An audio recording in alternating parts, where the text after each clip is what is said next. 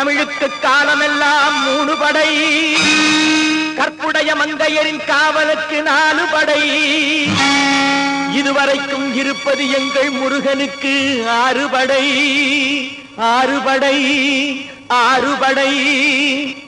இன்று எங்கள் மருதமலை கோயில் ஒரு 7 படை, 7 படை, 7 படை.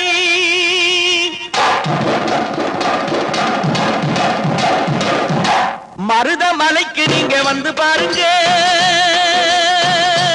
ஒரு தரம் மருதமலைக்கு நீங்க வந்து பாருங்க, ஈசன் மகனோடு மனம் விட்டு பேசி பாருங்க. மருதமலைக்கு நீங்க வந்து பாருங்க, ஈசன் மகனோடு மனம் விட்டு பேசி பாருங்க, தீராத வினைகள் எல்லாம் தீர்ந்து போகுங்க.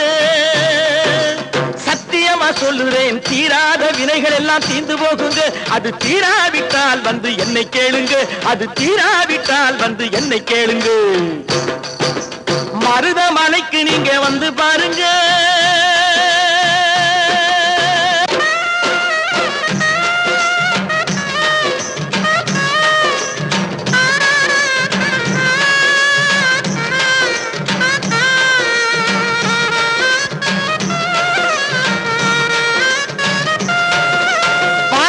சிவனாரும் மிதிச்ச மலை, இங்கு பாம்பாட்டு சித்தர் வந்து வசிச்ச மலை.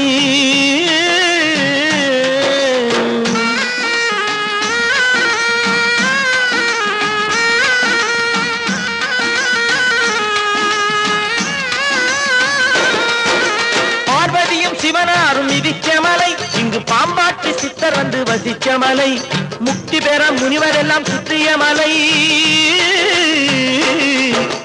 எத்தனையோ முனிவர் எல்லாம் சுற்றிய மலை, இத்தனைக்கும் இந்த மலை ஏழைக்குத்தான் சொந்த மலை, இத்தனைக்கும் இந்த மலை ஏழைக்குத்தான் சொந்த மலை, இத்தனைக்கும் இந்த மலை ஏழைக்குத்தான் சொந்த மலை.